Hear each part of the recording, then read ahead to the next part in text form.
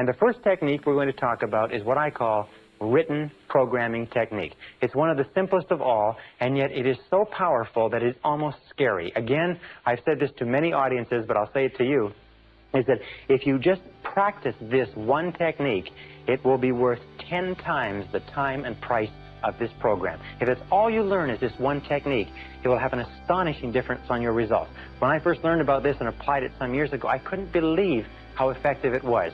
And all it requires to use is discipline plus one of these. Now, this is what I use. It's a spiral notebook. It costs here $1.99, Walgreens Drugs. All it has is lined pages. And what you do is you use this to write and rewrite your goals. It's very simple. You buy one for $1.99, and you use this as the basis of written programming technique. Let me explain to you how it works.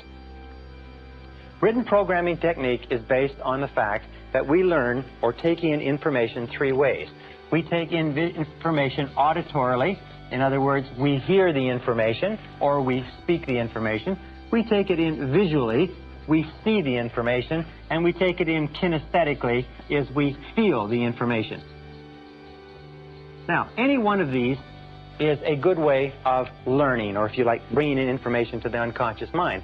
However, the more of them you can combine simultaneously, along with some of the other mental principles and programming techniques that we've talked about, the more rapidly the information is accepted.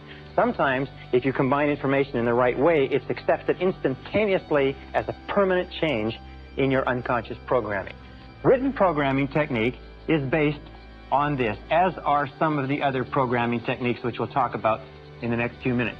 Written programming technique is based on the fact that when you write something down, it requires total concentration, law of concentration. You cannot write accurately and correctly and think of anything else at the same time. So writing requires concentration. It also requires intensity. It also requires visual, because you can't write without looking. And when you do write, you have a tendency to what is called sub-vocalize. In other words, you say the words to yourself as you're writing. So even though you can't hear them with a conscious ear, you hear them internally, and kinesthetically you move and you feel. It requires tremendous mental, emotional, and physical energy to write. So written programming technique simply says this, is that every single morning without fail, you rewrite your major goals. After you've done your reading, you rewrite your major goals. Now, this whole process, by the way, can take about 2 minutes, maybe 5. You may get to the point, as I do, where you'll write 10, 20, 30, sometimes even an hour. But you just rewrite your major goals as positive, present tense, personal affirmations.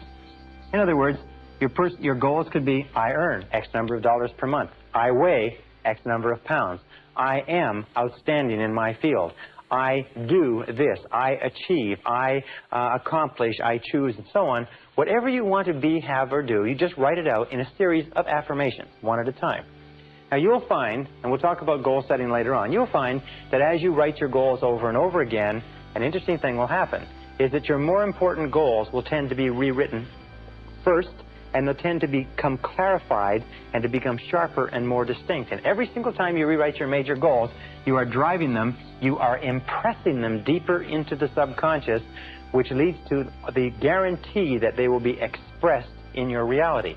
Every time you rewrite your major goals, you're programming them into your subconscious, and you're setting them as a directional mechanism, the same way you would set the directional mechanism on a guided missile, so that it will move you unerringly in the direction of accomplishing it. Number 2,